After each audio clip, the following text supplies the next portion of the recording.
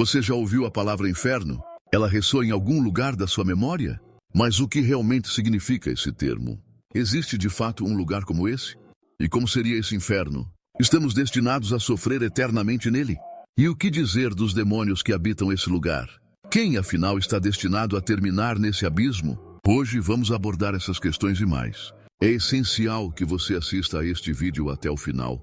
Vivemos em uma época em que muitas congregações e seus líderes evitam falar sobre o inferno, preferindo discutir temas que agradam aos ouvintes, focando em desejos terrenos.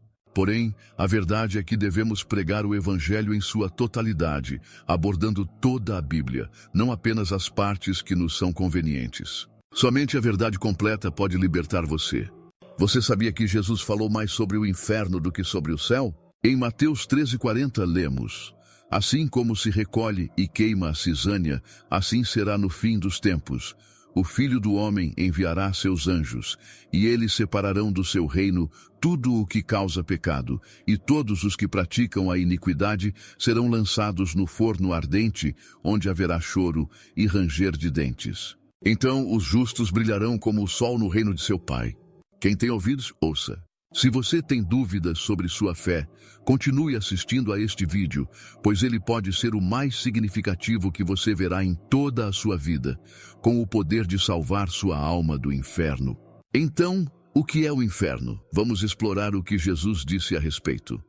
Em Mateus 25:41, ele declara: Afastem-se de mim, malditos, para o fogo eterno preparado para o diabo e seus anjos. Aqui fica claro que o inferno é um lugar eterno de fogo, criado originalmente para o diabo e seus demônios. Isso implica que se alguém vai para o inferno, não estará sozinho. Muitas pessoas que tiveram experiências de quase morte, como Bela, relatam ter visto demônios ao vivenciarem o inferno. Em Mateus 25:46 lemos: E estes irão para o castigo eterno, mas os justos para a vida eterna. Portanto, o inferno é um lugar de castigo eterno.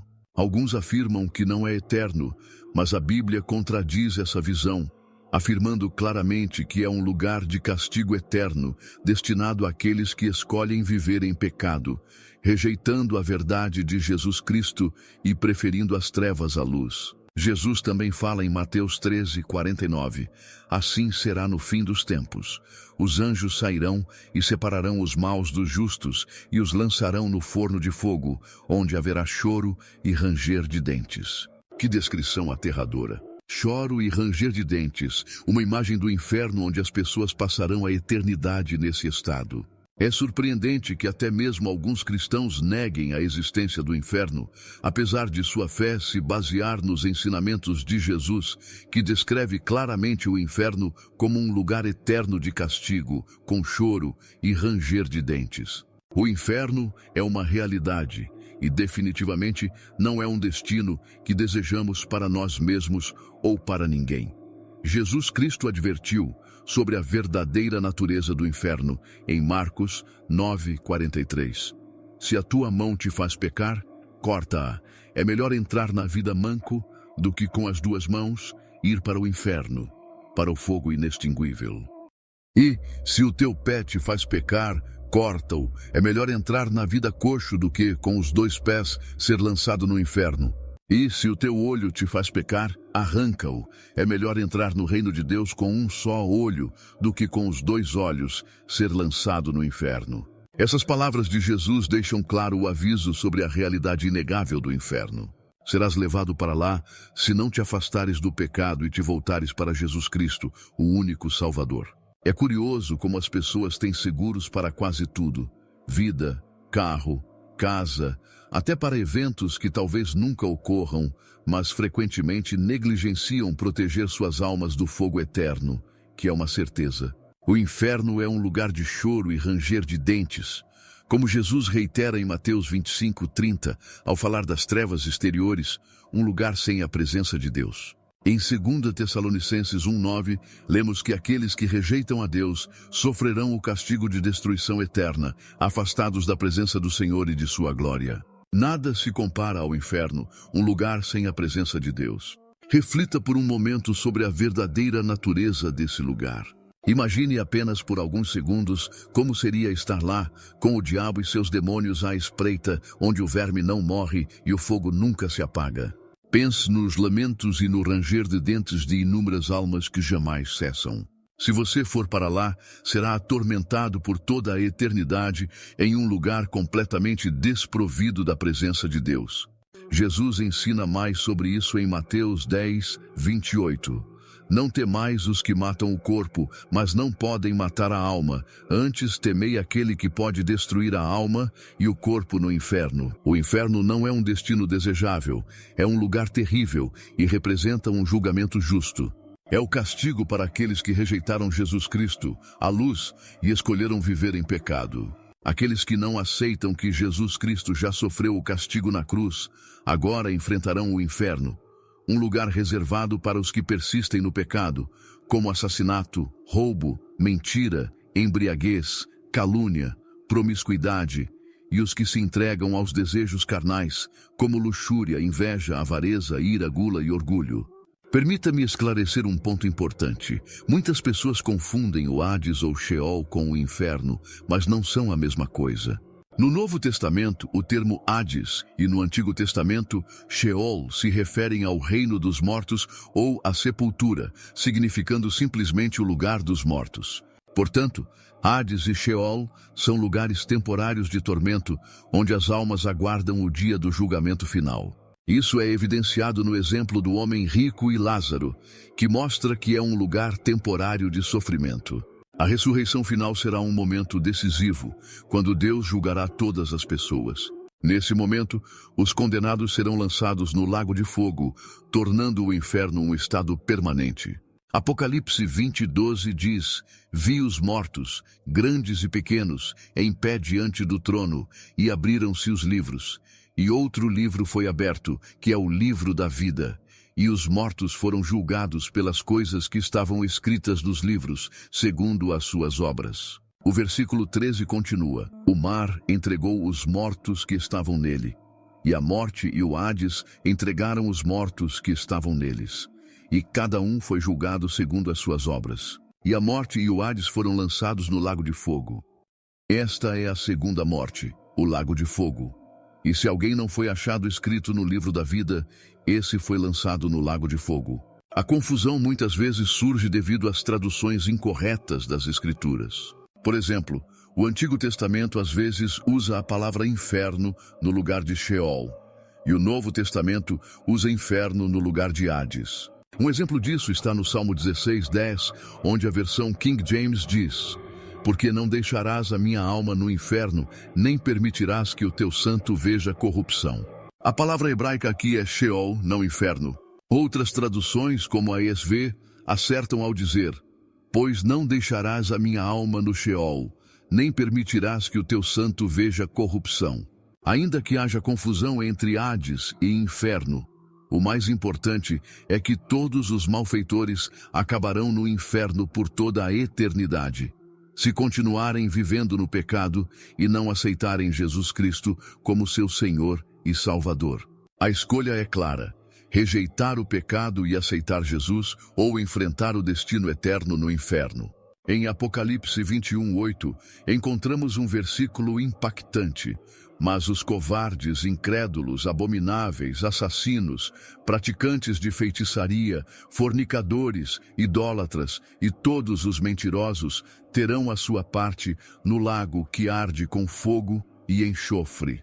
Esta é a segunda morte. A Bíblia é muito clara ao afirmar que aqueles que escolhem, e aqui está a ênfase na escolha, já que todos têm a liberdade de decidir neste mundo, enfrentarão as consequências de suas ações. A escolha mais importante é entre a luz e as trevas. Depois de tomar a sua decisão, você terá que lidar com as consequências dela. E se escolher não decidir, isso também será uma escolha, pois equivale a rejeitar Jesus Cristo. Mesmo uma escolha feita sem entusiasmo, apenas para garantir um lugar no céu, não enganará, pois ele vê o coração de cada um. Isso também se aplica aos cristãos mornos, como Deus declara em Apocalipse 3:16. Assim, porque és morno, nem frio nem quente, estou a ponto de vomitar-te da minha boca. Não compartilho isso para te assustar, mas para te apresentar a realidade e a verdade, para que você tenha a oportunidade de se voltar para Jesus Cristo e evitar o inferno. Enquanto falamos, milhares de pessoas estão indo lentamente para o inferno, e muitas delas terminarão lá, se não escolherem Jesus Cristo. Todos os dias, 150 mil pessoas morrem, e muitas delas se dirigem para o inferno. Jesus nos adverte em Mateus 7, 13 e 14, entrai pela porta estreita, porque larga é a porta, e espaçoso o caminho que leva à perdição, e muitos são os que entram por ela, mas estreita é a porta, e apertado o caminho que leva à vida, e poucos são os que a encontram. Este é um lembrete solene da importância de escolher o caminho certo. O pensamento sobre a inevitabilidade da morte realmente me impacta, pois é um fato do qual ninguém pode escapar. Compartilho isso com você porque me importo e não quero que você termine no inferno. É importante reconhecer que Deus é amor e nos oferece um período de graça para nos voltarmos para Ele, mas esse tempo também está se esgotando. É essencial tomar a decisão certa antes que seja tarde demais. Atos 17:30 nos lembra: mas Deus, tendo passado por alto os tempos desta ignorância, agora manda a todos os homens, em todo lugar, que se arrependam, porque estabeleceu um dia em que julgará o mundo com justiça, por aquele homem a quem designou, dando fé a todos, com a ressurreição dos mortos. Nesse contexto, o homem é Jesus, Deus encarnado, enviado para levar o castigo que merecíamos por nosso pecado. Jesus, que não conheceu o pecado, fez-se pecado por nós na cruz. É interessante notar que foi um homem, Adão, quem introduziu o pecado no mundo, e um homem perfeito, Jesus, veio nos libertar do castigo desse pecado, que é o inferno. Frequentemente ouvimos as pessoas dizerem, estou salvo ou ele está salvo. Mas o que isso realmente significa? Estar salvo significa ser resgatado do castigo do inferno. E Jesus já sofreu esse castigo na cruz por nós. Ele carregou os meus pecados, os teus pecados e os pecados do mundo, embora ele mesmo nunca tenha pecado. 2 Coríntios 5, 21 confirma isso.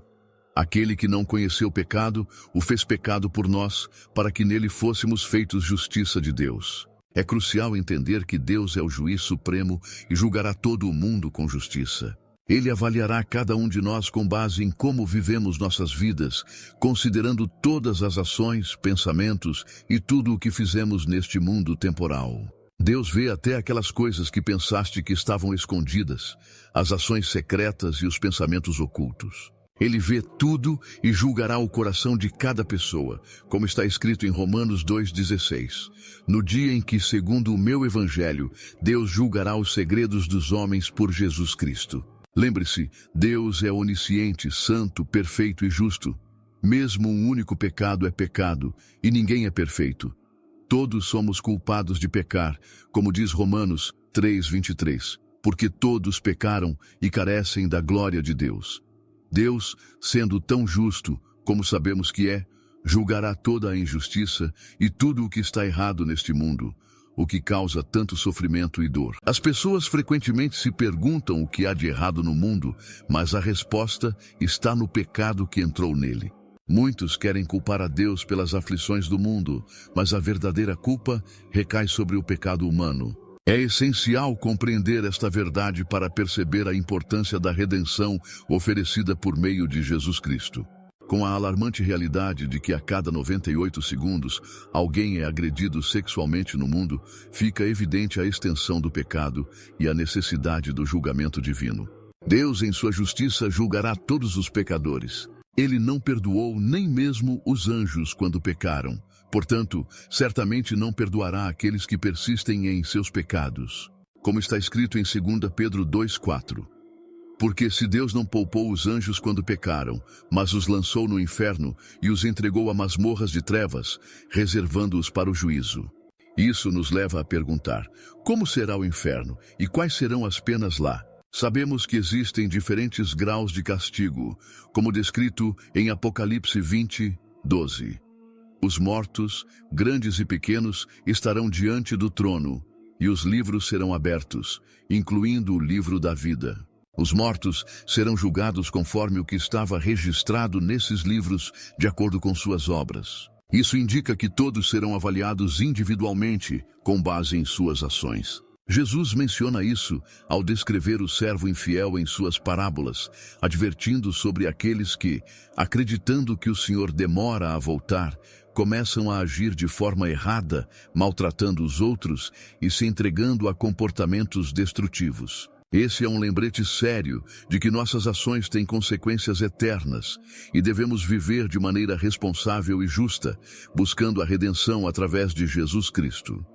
Jesus, em suas palavras, enfatiza a importância de estarmos preparados e fiéis, especialmente em relação à sua segunda vinda e ao dia do julgamento.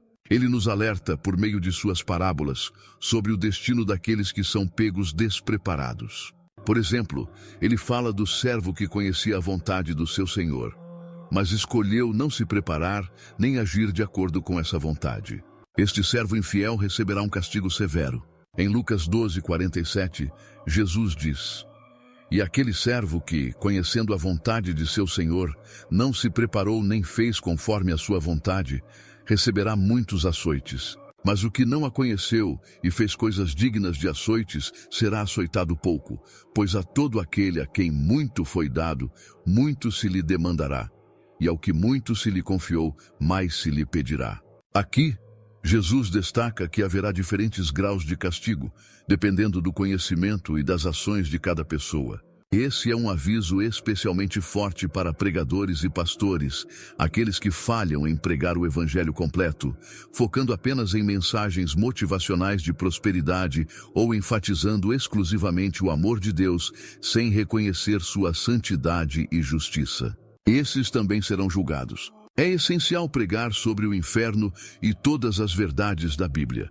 Caso contrário, corre-se o risco de levar as pessoas a uma compreensão errada ou distorcida do Evangelho, causando tropeços espirituais. A responsabilidade de transmitir a verdade completa é grande e inclui a necessidade de alertar sobre as consequências do pecado e a realidade do julgamento divino. É importante entender que o pior castigo no inferno está reservado para aqueles que, tendo a responsabilidade de liderar, conduzem outros ao erro. Jesus, em Mateus 18:6, adverte: "Mas qualquer que fizer tropeçar um destes pequeninos que creem em mim, melhor lhe seria que se lhe pendurasse ao pescoço uma pedra de moinho de jumento e que se submergisse nas profundezas do mar." Esta advertência também se aplica aos falsos profetas e mestres, como é abordado em todo o capítulo. 2 Pedro 2,17 compara esses falsos mestres a fontes sem água e nuvens carregadas, levadas por uma tempestade, para os quais a escuridão das trevas foi reservada para sempre. Eles usam palavras vazias e se orgulham de suas tolices, seduzindo outros com paixões sensuais da carne, prometendo liberdade, mas sendo, na verdade, escravos da corrupção. Mais adiante, no mesmo capítulo, é dito que aqueles que, após terem escapado das contaminações do mundo pelo conhecimento de Jesus Cristo, voltam a ser enredados e vencidos por elas, terão um destino ainda pior. O versículo adverte: "Pois lhes teria sido melhor não terem conhecido o caminho da justiça, do que depois de o terem conhecido, voltarem atrás do santo mandamento que lhes foi dado." Esses trechos bíblicos destacam a gravidade de se afastar do caminho da verdade, especialmente para aqueles em posição de liderança espiritual. Eles servem como um lembrete sério da responsabilidade que cada um tem, não apenas pela sua própria alma, mas também pelas almas daqueles que influencia. As palavras do provérbio verdadeiro: "O cão volta ao seu próprio vômito, e a porca lavada, ao revolver-se na lama", ressaltam a tragédia daqueles que, depois de se afastarem do pecado, retornam a ele. Este ensinamento é particularmente relevante para os falsos profetas e mestres, para os quais está reservado o pior do inferno. Há muitos, especialmente dentro do movimento da palavra da fé e pregadores da prosperidade, que enganam as pessoas, fazendo-as buscar Jesus apenas por riquezas e saúde neste mundo temporal, em vez de reconhecerem a necessidade de uma transformação espiritual genuína. Devido à nossa condição pecaminosa, Jesus não morreu para que continuássemos a viver na luxúria de nossos desejos carnais, mas para que morrêssemos para esses desejos e vivêssemos segundo o Espírito que Ele nos deu.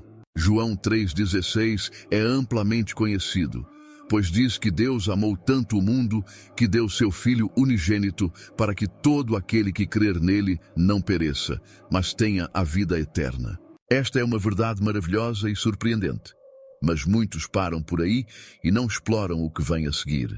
O versículo 17 continua, afirmando que Deus não enviou seu Filho ao mundo para condená-lo, mas para que o mundo fosse salvo por ele.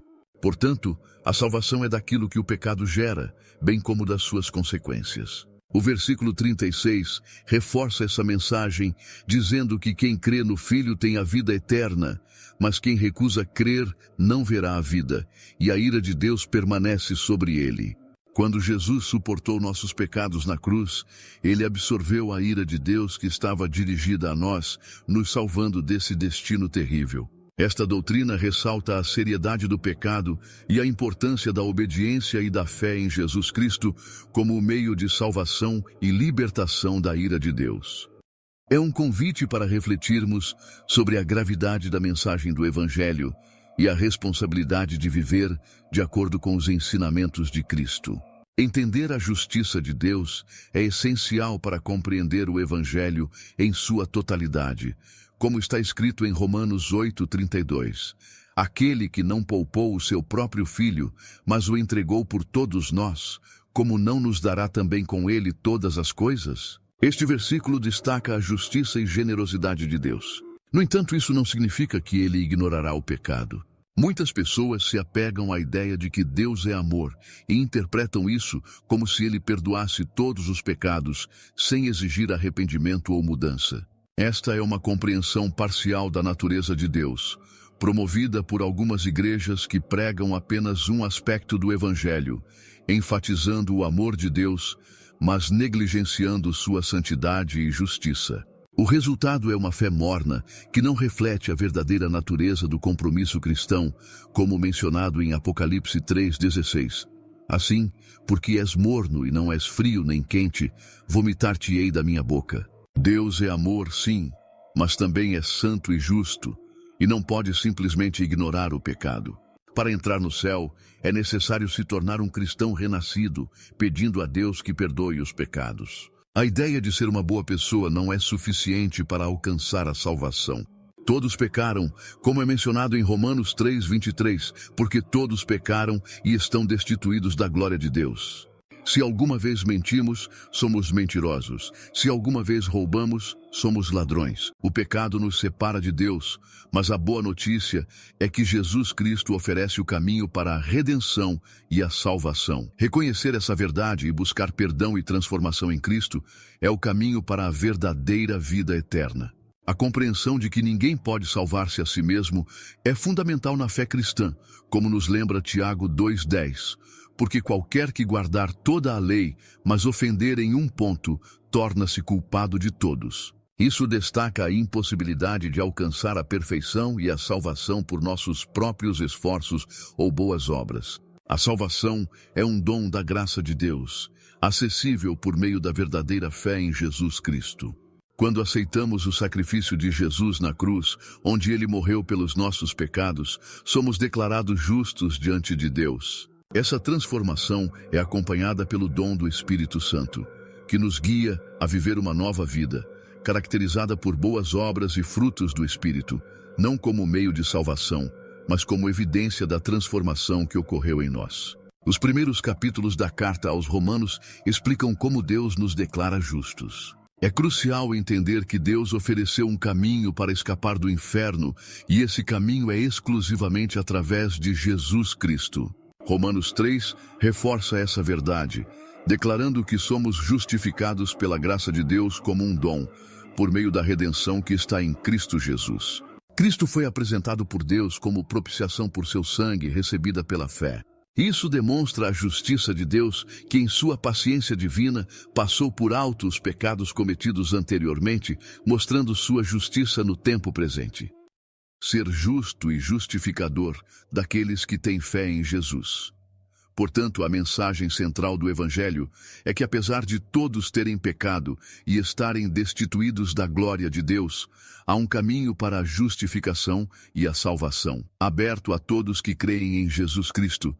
É uma mensagem de esperança, justiça e amor que demonstra o caráter justo e misericordioso de Deus. A história do homem rico e Lázaro, contada em Lucas 16, versículos 19 a 31, é um poderoso lembrete da realidade do castigo eterno e da importância da salvação oferecida por Jesus Cristo. Nesta parábola, Jesus descreve um homem rico que vivia em luxo em contraste com Lázaro, um pobre homem coberto de feridas que se encontrava à porta do rico, desejando apenas as migalhas que caíam de sua mesa. Após a morte de ambos, Lázaro foi levado pelos anjos ao lado de Abraão, simbolizando o conforto e a paz após a morte, enquanto o homem rico se encontrou em tormentos no Hades. Em seu sofrimento, o homem rico implora a Abraão que envie Lázaro para refrescar sua língua com água, mas é informado que há um grande abismo que separa os dois lugares, tornando impossível tal ajuda ao rico. Então pede que Lázaro seja enviado à sua casa para advertir seus 5 irmãos. Para que não terminem no mesmo lugar de tormento, esta história ilustra que após a morte não há mais oportunidade de mudar o destino. É um chamado à reflexão sobre como vivemos nossas vidas e sobre a necessidade de aceitar a salvação que Jesus Cristo oferece através do sangue de Cristo. O preço pelos pecados foi pago, e somente através da aceitação desse sacrifício somos salvos do castigo do inferno eterno. Esta parábola não é apenas um aviso sobre as consequências da negligência espiritual, mas também uma mensagem sobre compaixão, amor ao próximo e a importância da fé e humildade. Desafia-nos a viver de maneira que reflita os valores do reino de Deus e a reconhecer a urgência da mensagem do Evangelho. A conversa entre o homem rico e Abraão, na parábola de Lázaro citada em Lucas, reflete a ânsia de ouvir e responder às mensagens contidas nas Escrituras. Abraão destaca que, se não ouvem a Moisés e aos profetas, tampouco serão persuadidos se alguém ressuscitar dos mortos. Isso indica que a revelação de Deus através de sua palavra é suficiente para levar a uma compreensão e arrependimento verdadeiros. A história também nos fornece uma visão do tormento no Hades, um estado de espera para o dia do julgamento final. É um lembrete de que após a morte não há mais oportunidades para mudanças ou arrependimento. As pessoas no Hades, como o homem rico, estão cheias de remorso, mas é tarde demais para elas. Este relato é um chamado poderoso à reflexão sobre a vida e o destino eterno. Os cemitérios são lembretes tangíveis de que todas as gerações antes de nós passaram por este mundo e enfrentaram o destino da morte. A morte é um destino comum para todos, independentemente da fama, riqueza ou status. Cada segundo com fôlego em nossos pulmões é uma oportunidade dada por Deus para nos voltarmos para Ele e aceitá-lo como Senhor e Salvador. Deus nos criou e deseja que estejamos com Ele no novo céu e na nova terra. A escolha entre o céu e o inferno depende de nós e de nossa resposta ao chamado de Deus. Atos 17, versículo 26, sublinha a proximidade e acessibilidade de Deus para todos nós. E de um só fez todas as nações dos homens para que habitassem sobre toda a face da terra. Este trecho destaca que Deus não está longe, Ele está próximo e acessível a todos que o buscam. A mensagem do Evangelho é universal e está disponível para todos, oferecendo salvação e esperança. A mensagem de Atos 17 ressalta a intenção de Deus de estabelecer períodos e limites para a existência humana, com o propósito de que as pessoas busquem a Deus, tateando em sua direção para encontrá-lo. A beleza deste trecho reside na afirmação de que, apesar de nossa busca, Deus não está longe de cada um de nós, como diz nele. Nele vivemos, nos movemos e existimos.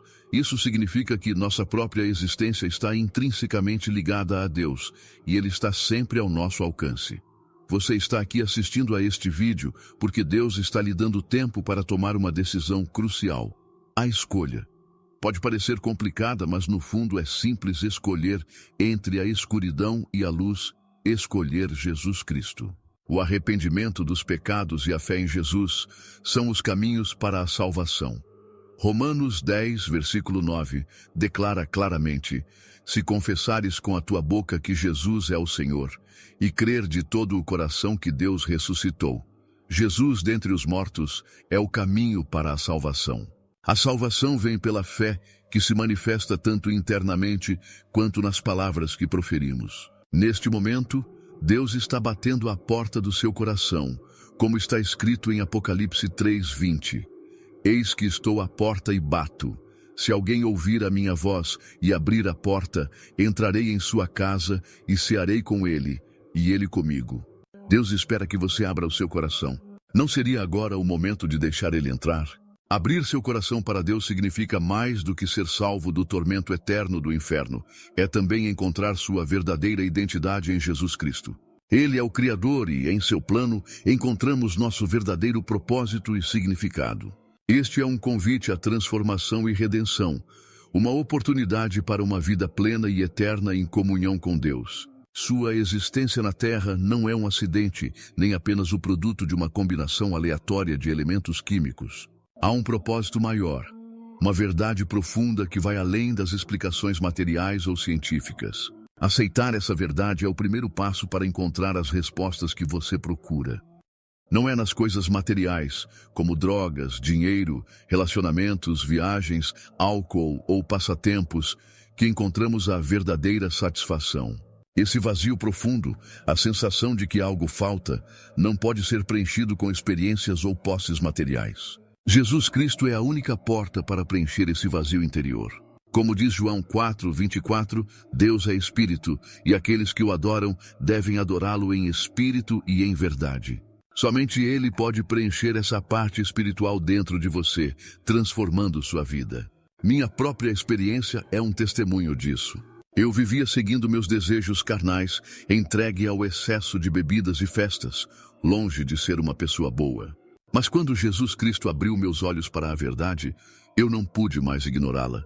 Ao aceitá-lo, foi como se começasse a viver de verdade, recebendo vida espiritual e o Espírito de Deus. Minha perspectiva sobre a vida mudou drasticamente. Essa transformação é o que Jesus oferece a todos nós. Ele nos chama para uma vida de verdadeira liberdade e propósito. Ao aceitar Jesus, não apenas escapamos do julgamento eterno, mas também iniciamos um relacionamento com Deus, que preenche nossas vidas com paz e alegria verdadeira.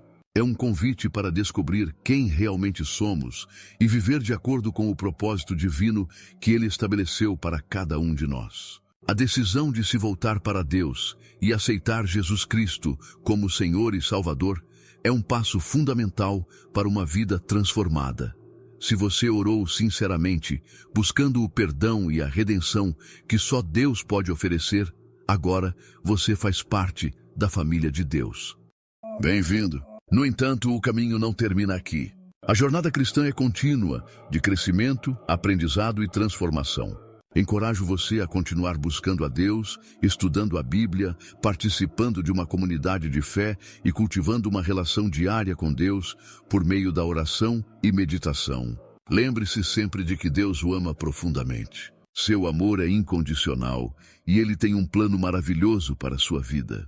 À medida que se entrega a Ele e busca viver conforme sua vontade, você descobrirá um propósito e uma satisfação que o mundo não pode oferecer. Se deseja crescer espiritualmente, considere assistir a vídeos e conteúdos que fortaleçam sua fé. Participe de estudos bíblicos e encontre uma comunidade de crentes com quem possa compartilhar sua jornada. A vida cristã é mais rica e plena quando vivida em comunhão com outros crentes. Que Deus o abençoe abundantemente em seu novo caminho de fé. Tenha em mente que, além do amor de Deus, você também conta com o apoio e carinho de irmãos e irmãs em Cristo. Continue buscando a Deus e permita que Ele guie cada passo do seu caminho.